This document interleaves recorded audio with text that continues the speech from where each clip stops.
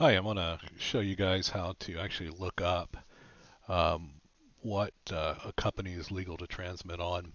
If you purchase a race radio, or your friends purchase like a race radio from a commercial company, and they've purchased frequencies, and you don't know if it's okay to transmit on those frequencies or not, or um, one of the things you can do is you can look up and see what the company has applied for and what they've been granted by the FCC as far as approval to transmit, and you can see exactly where and what the restrictions are and all that. And so the reason I'm letting you know this is because a lot of people believe if you just go buy a radio and the frequencies programmed in it, then you're free to transmit on that at whatever power you want, whatever you want. And that's not true.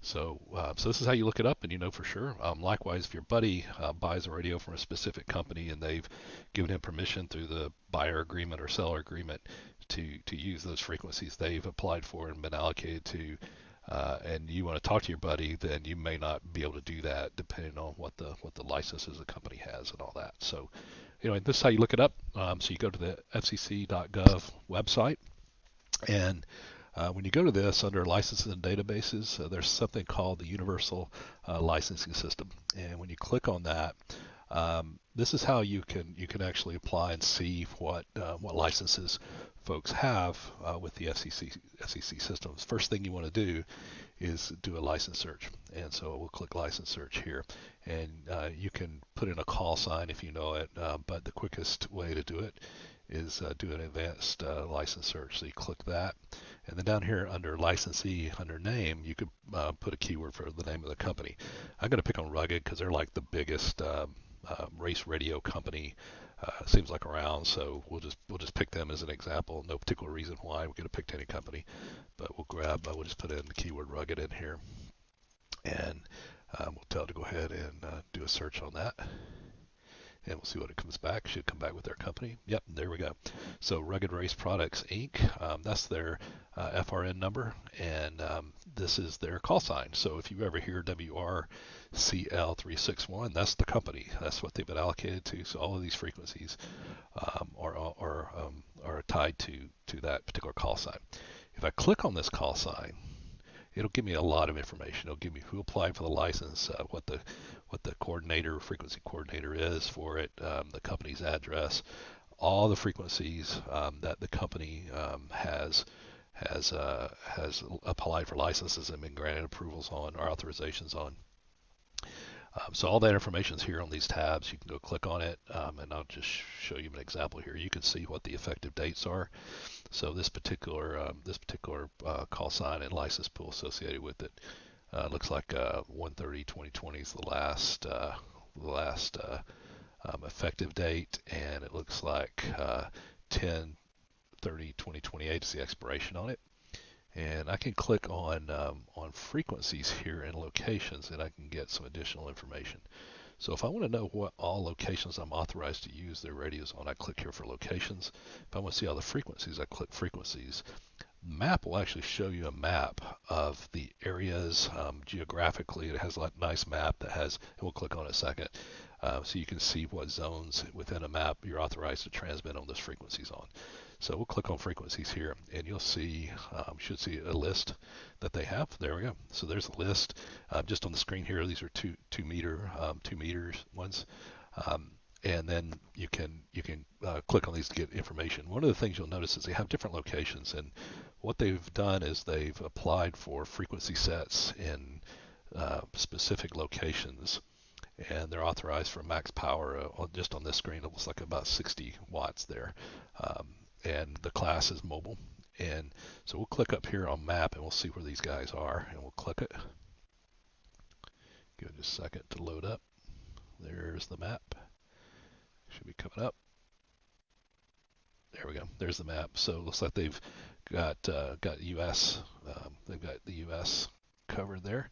We'll zoom in here. We'll see if we can zoom in. Those little circles you see on the green are where they've been given approvals, and it looks like, just by glancing there, it looks like these are common areas for things like OHVs and all that. I'm looking at the map here, and it looks like um, let me see if I can zoom in. This map's kind of hard to navigate.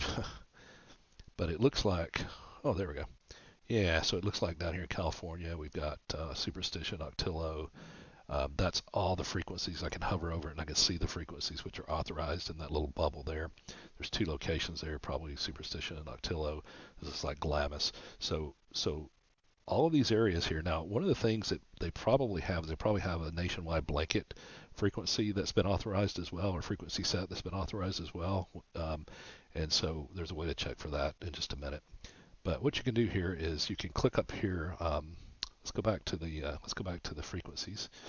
And what I want to do is I actually want to copy. I want to download a copy of the map of the reference here. And if you click on this, it'll actually give you a copy of the authorization letter, and you can actually see all this in a printed PDF, which is really nice. Let me just click through this real quick. Oh yeah, okay. So as it turns out, it looks like they got 26 locations.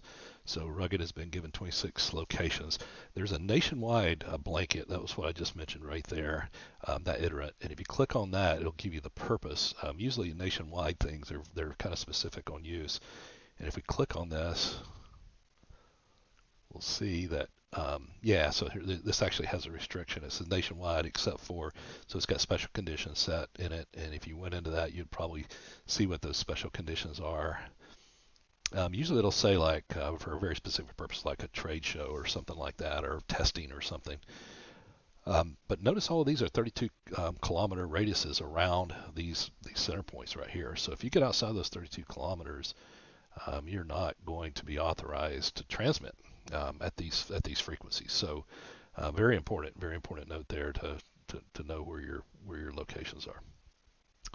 So let's look. Let's pick a particular location. We'll pick this first one here. So yeah, there's Borrego Springs. So they've got 32 kilometer radius around Borrego Springs, and they've been allocated 30 frequencies. So that turns out to be the Glamis and Octillo Wells zone.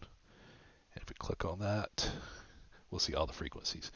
And it looks like they have a 2 meter, and they've got some 70 centimeter here. It looks like 60 watts is what they've been allocated for. So let's see if there's any more of the 70 centimeter. Yeah, so they got more of the 70 centimeter band frequencies as well. So dual band HF UHF radios is what they're targeting here, and it looks like they've been allocated 1,000 users on those frequencies. Let's see here. So yeah, so that's it. So that's how you find out. And depending on the agreement, if you're a purchaser, for instance, of Rugged, they may authorize you to transmit on those frequencies if the FCC's allowed them to do that, and they've got it worked out. But if you're just average Joe user and you're not part of that company, you wouldn't be able to transmit on those frequencies, which have been commercially leased. So anyway, just giving you some insight into how you can find out more information. Thanks.